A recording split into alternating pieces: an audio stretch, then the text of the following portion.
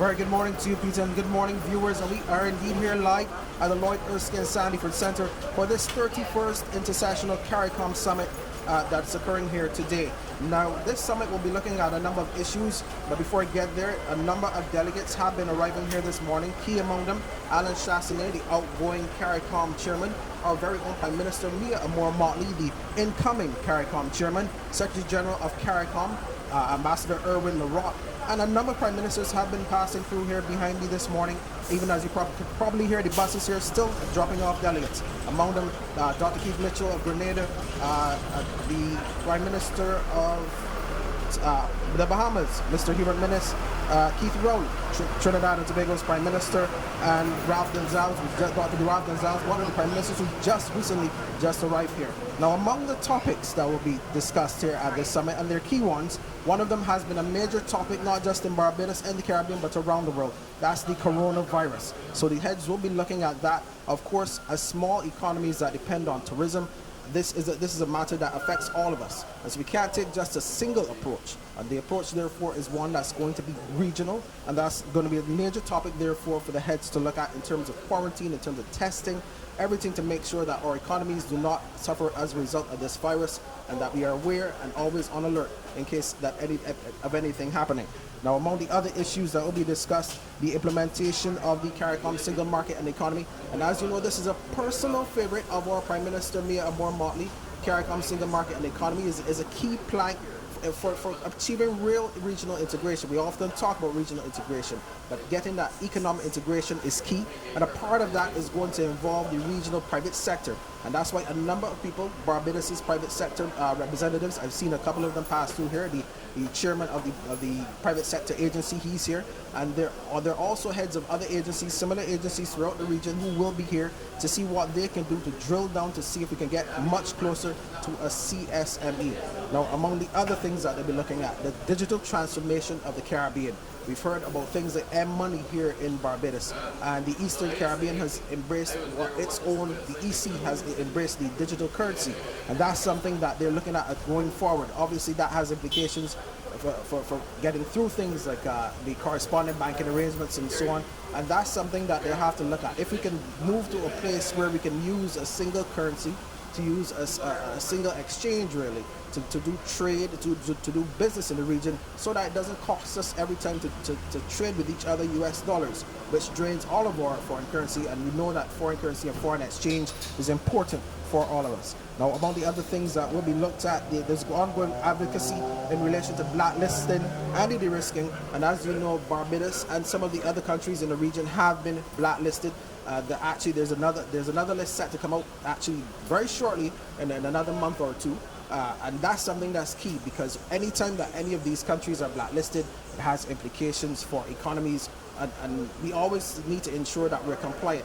Barbados, I know we've had a number of legislative changes over the past few months and going back into the past year or two, really, to make sure that we are compliant. We're signing double taxation agreements. We're doing the things that we need to be compliant, even though the goalposts, as the officials would sometimes tell us, sometimes seem to be shifted up and down, but we try to remain as compliant as we can. Now, among the other areas that are going to be looked at here at this summit, the foreign and community relations matters, and those things relate to the everyday things that bind us. How do we bring the region closer together? Of course, we have things like CARIFESTA, how we can do, and then of course, regional travel is not a major issue at this one, but even things like that in terms of ways that we can make that integration process come even better.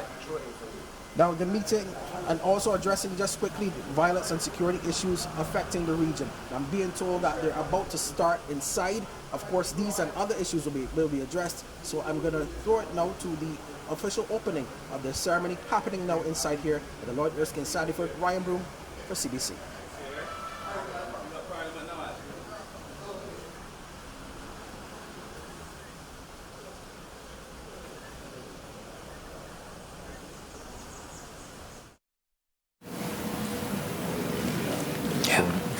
Good morning and welcome to the opening session of the 31st Inter-Sessional meeting of the Conference of Heads of Government of the Caribbean Community.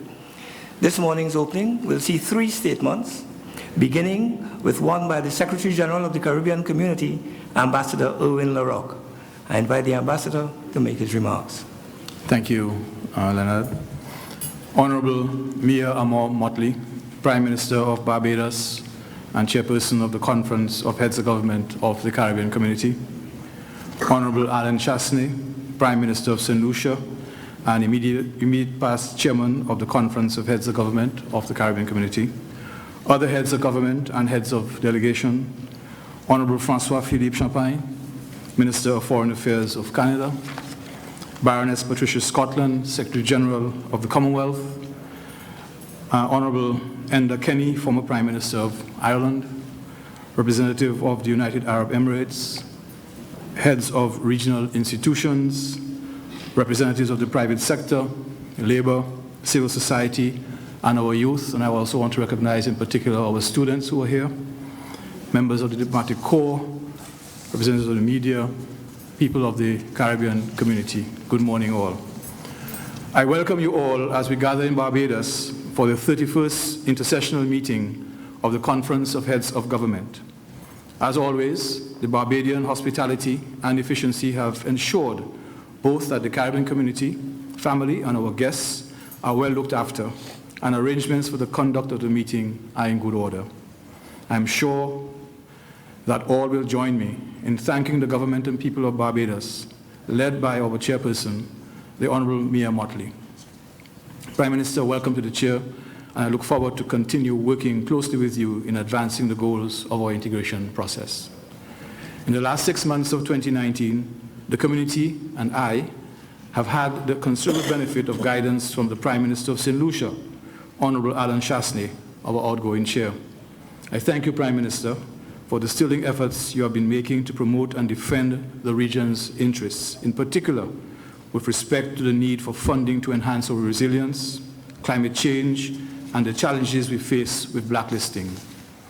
Also, your ready response, along with Prime Minister Mottley, to visit the Bahamas and demonstrate the community's support after the devastation of Hurricane Dorian was a significant display of our leadership, of your leadership. I must welcome to the Conference of Heads, for the first time, the Honorable Joseph Farrell, the Premier of Montserrat. Premier, congratulations on your victory at the polls, and we look forward to your views on the issues confronting our integration movement. Madam Chair, Heads of Government, the scope of our agenda illustrates the breadth of issues which we as a community must address to further consolidate our integration and to position ourselves advantageously in an increasingly complex and challenging global arena. Whether it is the imperative of making significant progress with the single market and economy, securing our financial sector, safeguarding our fiscal sovereignty, enhancing our technological capability and capacity, protecting the health and security of our people, expanding our foreign outreach, it is with one goal in mind. We have to build a resilient Caribbean community. To do so necessitates an all-inclusive approach that embraces the skills, talents, and resources of the public and private sectors, labor, civil society, youth, and indeed the entire society. It also requires cooperation and assistance from our friends in the international community. These combined and coordinated efforts will serve us in good stead as we strive to build that resilience to combat the challenges that we face, most particularly the existential threat of climate change. The decisions by our heads of government to engage regularly with the private sector, labor, and civil society is an indication of our determination to be more inclusive in our deliberations and to embed an all-of-society approach to our development efforts. And today, we have included representatives of the CARICOM Youth Ambassador Corps. How can we benefit from the CSME and successfully conduct trade negotiations with third countries without the involvement of the private sector and labor? How can we maximize the use of technology for our development without the innovation and dynamism of our youth? How can we combat the scourge of crime and violence without the inputs and ideas and actions from civil society? And we all must do our part to stave off the epidemic of chronic, non-communicable diseases and the spread of the global viruses that threaten to engulf us. The latest of these, the coronavirus, has been deadly, claiming more than 1,000 lives globally so far and proving difficult to contain. But we must stress there are no cases in CARICOM. Although the World Health Organization has deemed the risk to the Caribbean to be low, we adopted a proactive approach and convened an emergency meeting of Ministers of Health on the virus, with participation from the Caribbean Public Health Agency, CAFA, the Pan American Health Organization, the CARICOM Implementation Agency for Crime and Security Impacts, and the Caribbean Disaster Emergency Management Agency. The regional security system has also played a critical role in transporting samples to laboratory testing at CAFA. I must commend the collaboration that is taking place as another example of the coordination that is required in addressing some of the challenges to our integration process and to have a positive, sustained impact on the lives of our citizens. The discussions over the next 2 days come against a background of global uncertainty, including the increasing threats to multilateralism, the spread of tensions and volatility arising from unresolved conflicts, and the acceleration of the devastating effects of climate change. These issues demand that we act collectively to overcome the hurdles that confront us. We face an increasingly hostile international environment which demands more than ever that we come together to secure and promote our interests as a community. I thank you.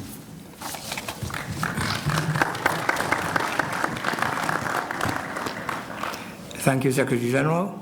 I now invite the immediate past chair of the Caribbean community, the Honorable Alan Chastanet, the Prime Minister of St. Lucia, to address us.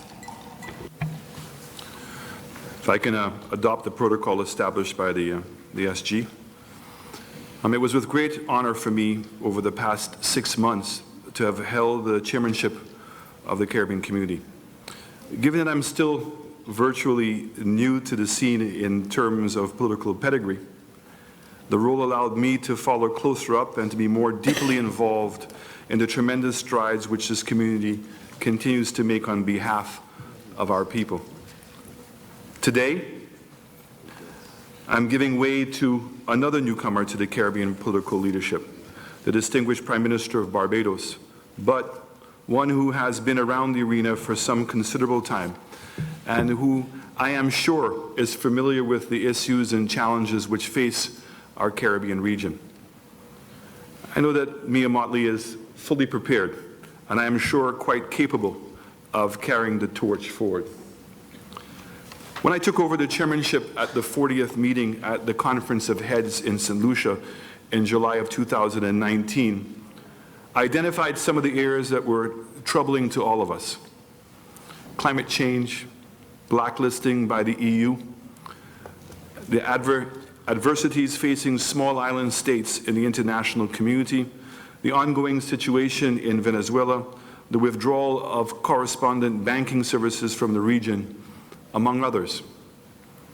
Unfortunately, none of these issues have gone away, and it will be up to the incoming chairperson to continue to lobby on our behalf, because in most cases, the urgency is even greater.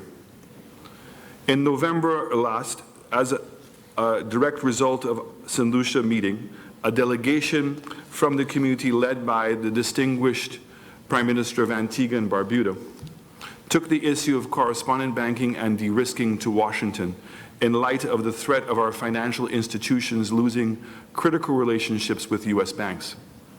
I can report that we have moved the needle on de-risking and that the OECS is working on a single compliance department. We were able to draw the attention of the members of the Financial Services Committee of the United States Congress and senior representatives of major U.S. banks, including the Bank of America, to the catastrophic effect which the stringent measures being imposed on domestic banks by correspondent banks in the United States and the negative impact which the withdrawal of such services was having on economies in the Caribbean member states. Our own information indicates that up to the middle of 2018, 25% of the 50 banks operating across CARICOM had reported termination of correspondent bank services, while 75% reported they were facing certain correspondent banking restrictions. Other negative consequences have been an increase in operational cost, an extension in the processing time for international payments, as well as increased difficulty in account opening or securing bank services. Another CARICOM delegation interfaced with the European Union on the troubling issues of blacklisting, which continues to this day. Member states of the community, however, continue to take the necessary steps to comply with the demands of the regulating agencies. But while they do, countries in our region are still being penalized. Some of us remain on the gray list, while only one member state remains on the blacklist. We must continue working until all of us are off the list. But more importantly, we must make every effort to ensure that this undemocratic and discriminatory practice of a public blacklist is discontinued. The lack of resolution to the ongoing situation in Venezuela continues to concern us. So far, all efforts at mediation have failed. In fact, from all indications, conditions in Venezuela continue to deteriorate despite a recent lull, and this is likely to make finding a solution even harder. The involvement of outside forces in the controversy, however, could only escalate the crisis and make a resolution that more difficult, while at the same time testing and stressing our own attempt at a common position on that issue. Again, I want to thank the leadership of Tim Harris, Mia Mottley, and Prime Minister Rowley on continuing and leading the efforts for CARICOM on the Venezuela crisis. Solution to the long-standing difficulties in Haiti also remains elusive. While understandably we have ring-fenced some of Haiti's rights and privileges in our treaty, more importantly, we must be honest brokers and admit that we, like many others, have failed in our attempts to find a solution and a need to collectively chart a new course. We owe it to the people of Haiti, who deserve much more, especially given our common histories. A team from the community observed last December's general election in the Commonwealth of Dominica. We're pleased to see that the efforts are underway to resolve contentious issues which arose there and to lead to up to the voting. Likewise, a CARICOM delegation will be on duty in Guyana for the upcoming election. No doubt, we will, as is customary, provide support to the 5 other member states which will be holding elections during the course of 2020. These postings are crucial in ensuring transparency and accountability in the electoral process. While we were supposed to have met with the distinguished Prime Minister of Canada, we are very pleased to welcome Canadian Foreign Minister François-Philippe Champagne. Canada has been and continues to be a true friend of the Caribbean. This relationship dates back to Prime Minister Trudeau's father in the 60s, and thanks in large part to his close relationship with 3 former stalwarts of this heads of government grouping. And I speak of Prime Minister Earl Barrow of Barbados, Sir John Compton of St. Lucia, and Sir James Mitchell of St. Vincent and the Grenadines. We look forward with great anticipation to our discussions with Canada on further strengthening our ties.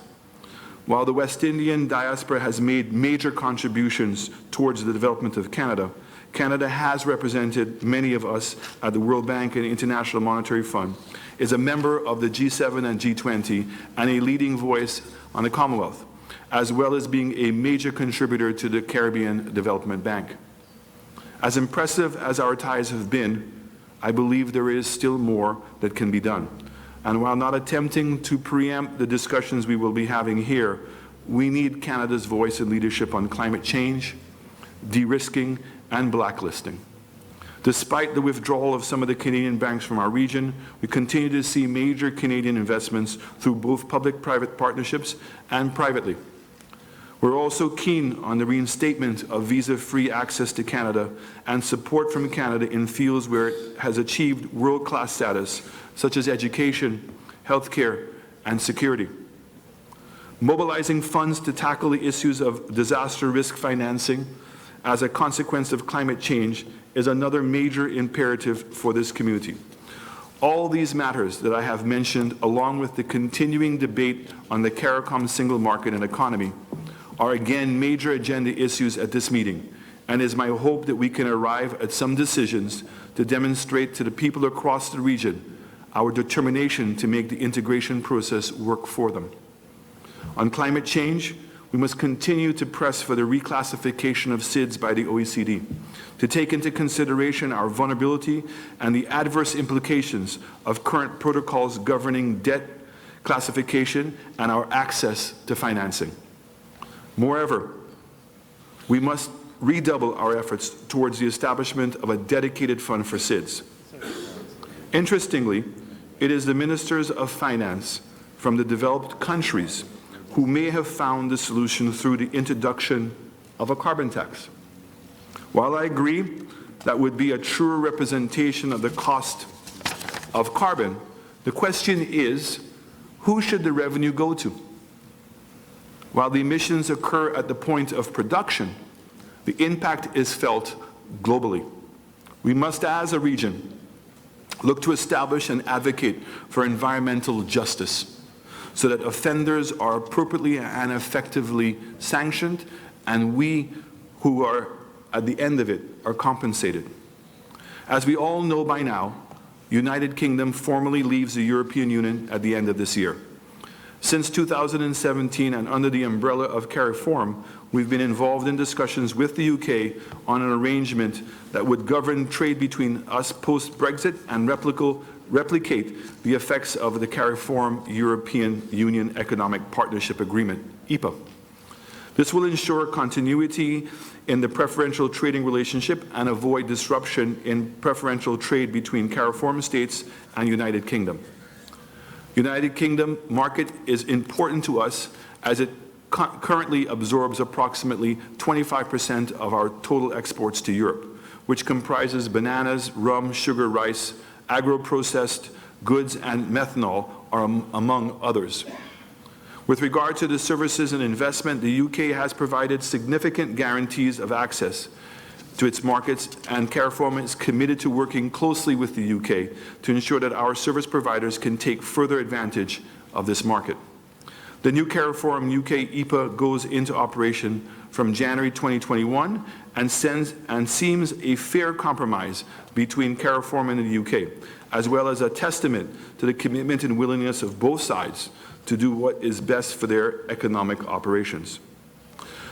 On assuming the chairmanship 6 months ago, I asked whether we were satisfied with our current status, whether we believed that all our citizens or even the majority were satisfied, and also whether we were pushing ourselves hard enough. These questions remain relevant today. The people of the Caribbean community have a lot riding on this integration process. They recognize that we have achieved a lot, but they also are convinced that we can do more. A great example of our regionalism working is in our approach to the spread of the coronavirus. As many of you are aware, a week ago, St. Lucia was on high alert, and thankfully for the RSS stepped in to help carry our samples to CAFA for immediate testing, and they quickly came back to us with news that we were coronavirus free. I cannot say to you what a relief it was to the people of St. Lucia. We're so thankful as a nation to the RSS and CAFA for going above and beyond. This reminds us of the importance of being part of a union, being part of a group that in times of emergency have your back. You in St. Lucia's back, and thank you. This is what being part of CARICOM is all about. I say again that as the elected leaders, we must be prepared to rise to the various challenges that confront us. And like our forefathers, we must inspire our citizens by finding the solutions to counteract them. The time has come when we should be stepping up the regional integration pedal a little more to bring greater benefits and opportunities for all. So let us move more purposefully and decisively in advancing in the cause of this movement and implement those measures that are required to give it a new direction, vibrancy and purpose that will serve to guarantee its future and the future of our people in the whole. In closing, I'd like to express my thanks and appreciation to my colleague heads of government and to the Secretary General, other officials and staff of CARICOM Secretariat for their cooperation and assistance, which made my tenure as chairman smooth and rewarding. Thank you.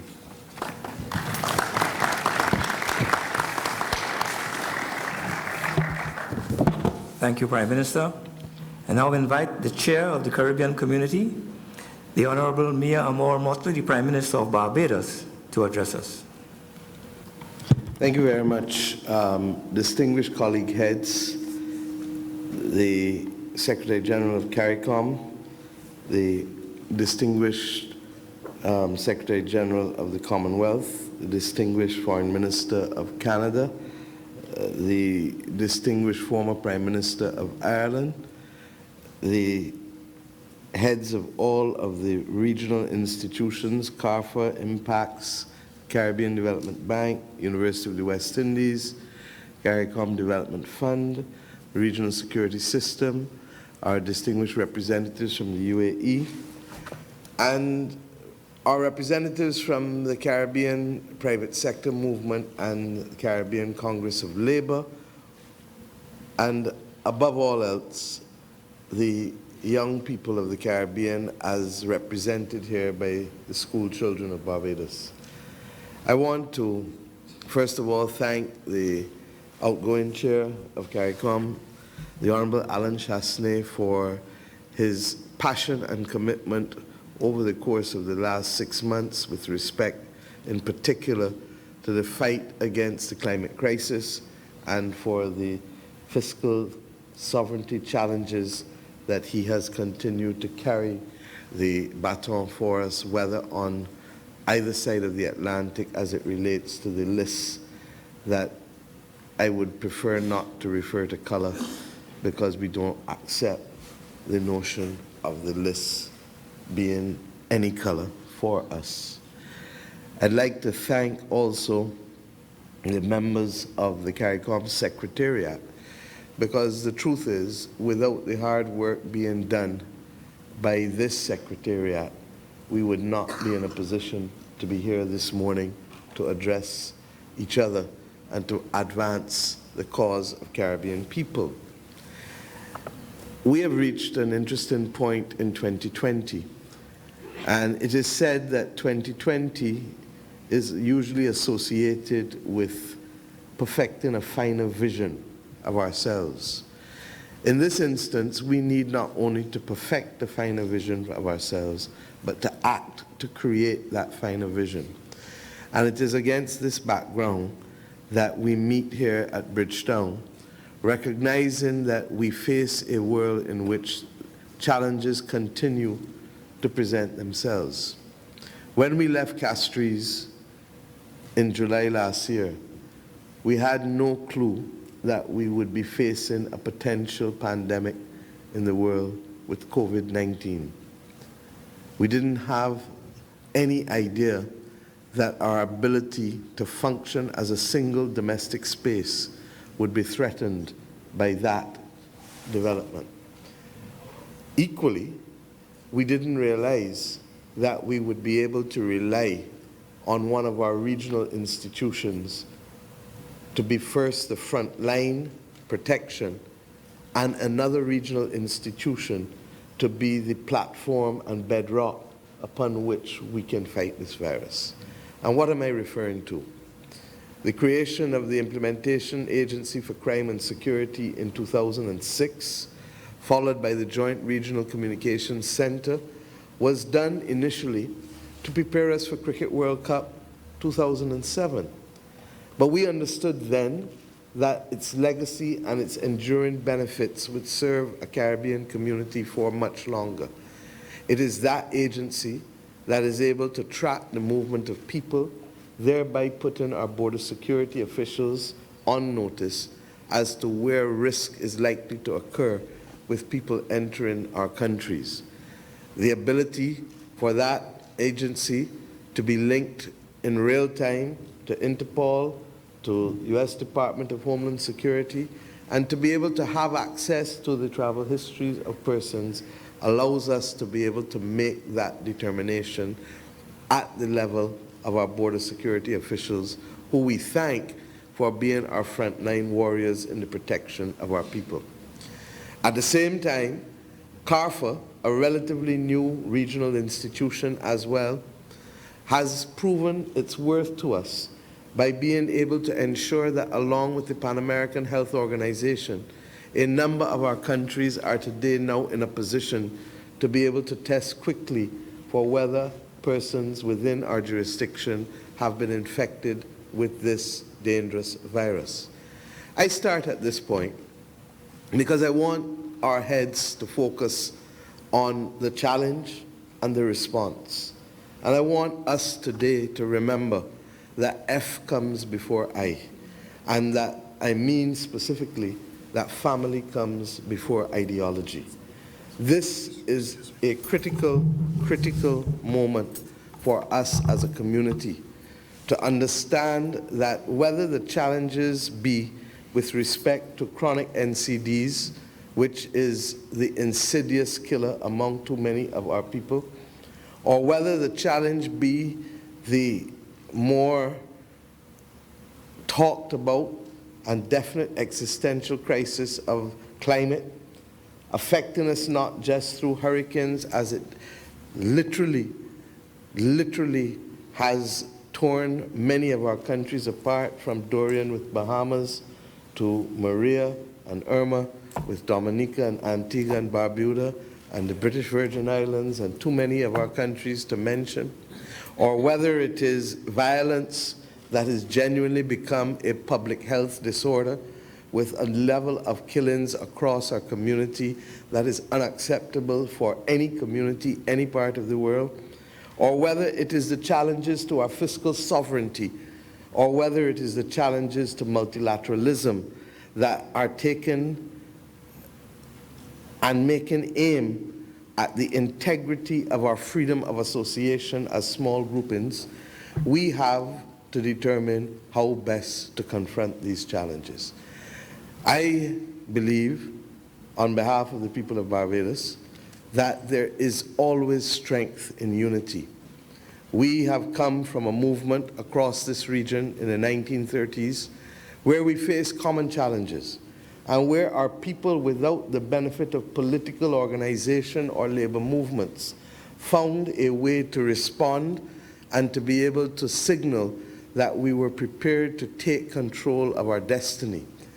I say to us today that if those who had no benefit of political organization and those who had no benefit of labor movements could find it possible to rise to the challenge to meet those challenges, which in some instances were far more devastating to the average citizen than these that we speak of today, that we ought to be able to find the resolve to understand that we meet here today not because we share a common ideology, but we meet here today because we are family. We are kith and kin.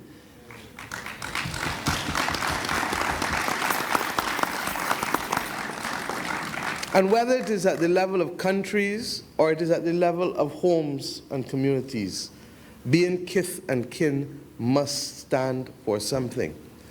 We will not always have sunny days, but it is when the days are cloudy that we determine how best to move forward with the character that defines us as being resilient and as being able to reach the mountaintop in spite of the valleys that we have to traverse on our way to the mountaintop.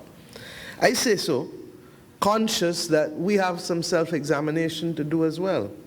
The CARICOM Secretariat, which keeps us together, is now functioning with 30 million Eastern Caribbean dollars less than it did 10 years ago. The CARICOM Secretariat is now functioning with less than 40 people less than it did 30 years ago. But we demand more of them against the challenges that I identified at the outset of my speech. And we therefore need to ask ourselves whether we have the appropriate governance and funding models to ensure the sustainability of this family movement that is so vital to our being able to bring prosperity to our citizens. I ask us today whether the time has not come for us to recall the Rose Hall Declaration in Jamaica in 2003 that led to Prime Minister Gonzalez leading a prime ministerial subcommittee on the entire issue of governance within our community and our ability to be able to ensure effective execution and seamless implementation of decisions taken by heads of government at this, our highest decision-making body within our community. Indeed, I ask us to reflect on the parallel with our own sovereign entities. To have parliaments without an executive that is functioning is to have an idle exercise in frustration for our people. It simply could not work.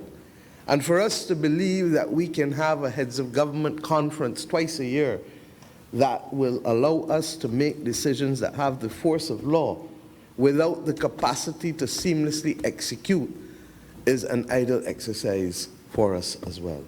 I therefore hope that we can summon the will within us to ask Prime Minister Gonzalez to dust off the papers and the technical working groups and to come once again to us with a modality that can allow a more effective implementation of the decisions of heads of government, particularly as it relates to the CARICOM single market and single economy.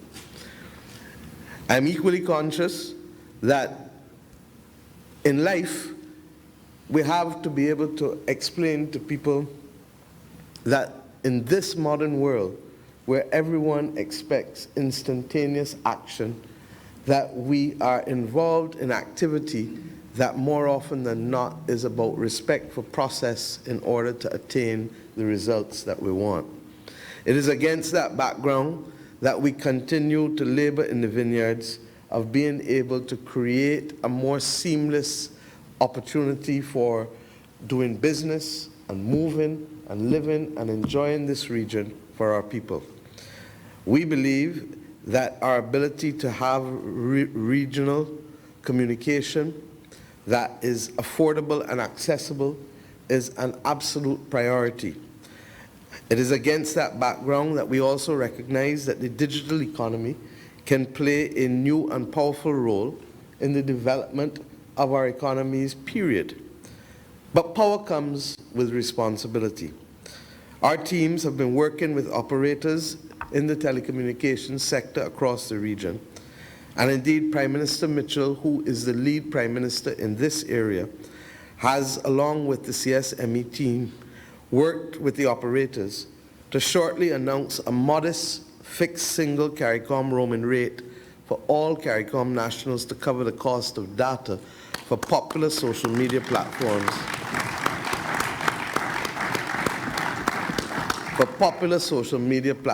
Including those that offer messaging and calls. The rate will include an amount of local and regional voice calls, and over time, this CARICOM rate will include more services. This is what it means to be family taking decisions. At Castries, we recognize and reflected that the roaming rates within this region are punitive, and that in many instances people are bankrupted when they go from country to country because they have no idea as to what these roaming rates will present themselves to be. Once we have reached agreement on the rate and service level, the operators will make the necessary technological changes, and we have full expectation that the new fixed single CARICOM rate can go live in this year, 2020. The appropriate regulation, however, of the digital economy extends beyond prices, services, and taxes. Prime Minister Mitchell recognizes this, as do other lead prime ministers for different areas that are affecting our society. Our people must therefore be safe from cyberbullying, from disinformation, from graphically violent language and images, from hate speech, from discriminatory and racial and xenophobic speech. Prime Minister Mitchell's team shall be working with all of the other organizations within the region and the international community to ensure that we keep abreast of these developments. Similarly, we have recognized that we need to be able to resolve the issue of transport, and that is a work in progress. While all of the members of the Conference of Heads are not shareholders in LIAT, it is fair that it is necessary for me to report that LIAT now has a new board with a renewed mandate to be able to ensure that regional affordable transportation is made available to Caribbean people. To run a country without transport is to condemn that country. Similarly, to run a community without affordable transport is to condemn that community. Indeed, we are conscious, as we welcome the Honorable Francois-Philippe Champagne with us today, that he is here in the stead of his Prime Minister, who, because of similar reasons for blockade of transport, cannot be with us. And we empathize with the people of Canada as they resolve this difficult challenge that they are facing this week. We look forward, however, not just to being able to resolve matters of air transport, but we also want to move aggressively towards the resolution of the maritime transport issues. The private sector, who will be presenting to us later this morning on the production integration plans that we settled at Port of Spain in the St. Anne's Declaration of December 2018, will have the opportunity to be able to reinforce that we need to have the logistics for the movement of our goods and our people in place if we are going to be successful with respect to expanding the economic pie of the region through their continued investment. Similarly, the CSME and CARICOM depends on the ability to recognize that in a single market and a single economy, there will be winners and there will be losers. Those who had the prescience to settle the revised Treaty of Chaguaramas understood this by the inclusion of Chapter 7 in that revised treaty. For those unaware, Chapter 7 establishes the CARICOM Development Fund that is intended to assist disadvantaged countries, disadvantaged sectors, and disadvantaged regions. With the best will in the world, this fund cannot be sustained purely from the contributions of the more developed countries as they are known in the revised Treaty of Chaguaramas. It is against this background that I hope that this meeting will reflect and resolve on the best way to ensure that the CARICOM Development Fund is capable of better accessing funds, both regionally and internationally, to ensure that those who may have been affected or been disadvantaged as a result of our commitment to come together can benefit by being able to have access to concessional funding that they would not otherwise have access to.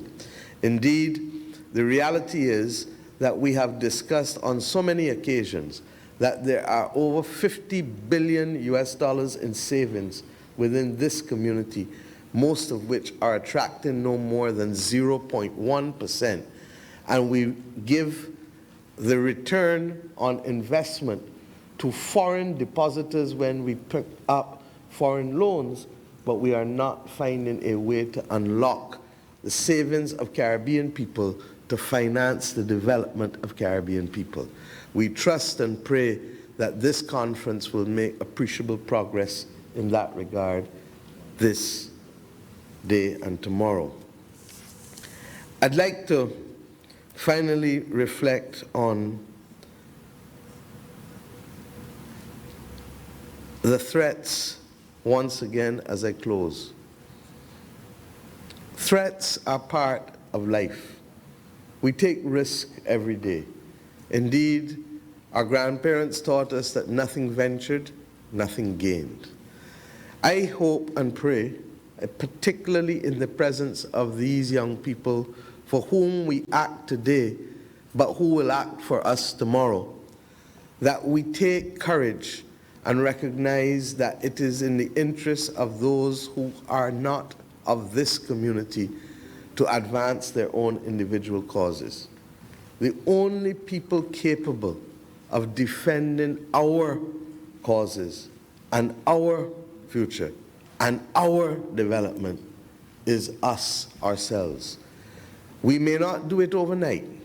We may not do it in a year. We may not even do it in a decade.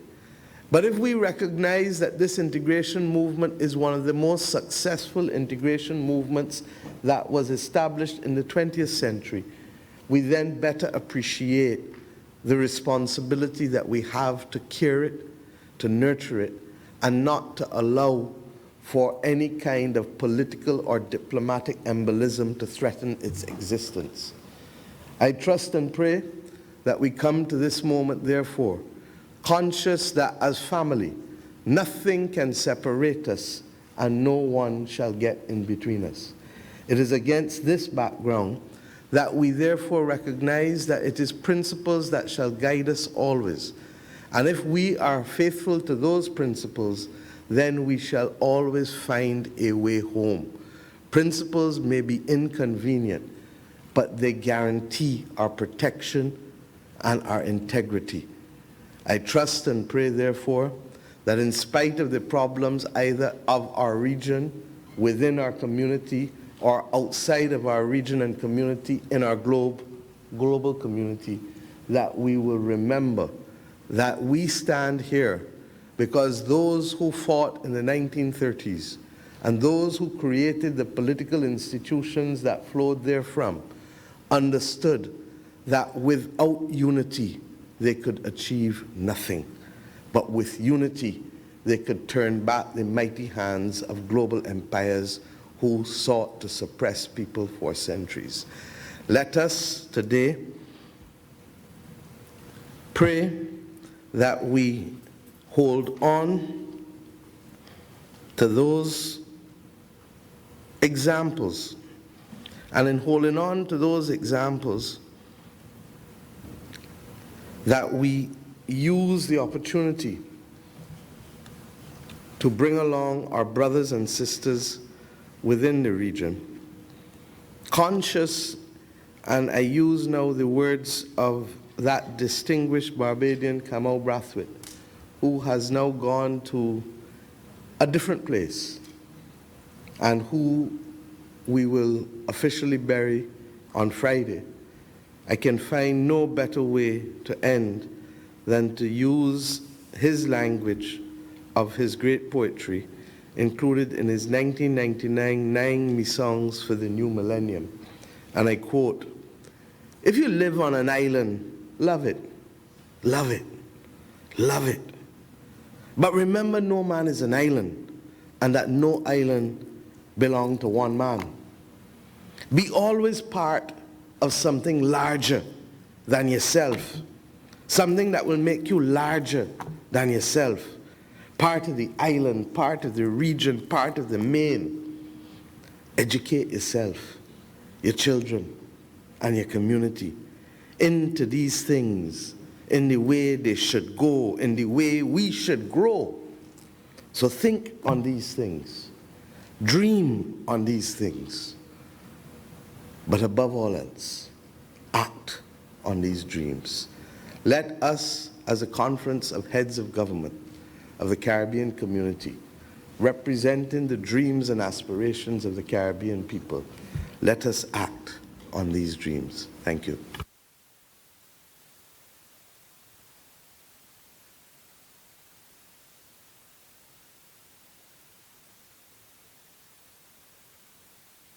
Thank you very much, Prime Minister Mottley, Prime Minister Chastanet, and Secretary General LaRocque for setting the stage for what will take place over the next 2 days. This brings us to the end of the opening session. We take a short break to allow the media and our guests to withdraw so that the business of the meeting can begin. Thank you very much.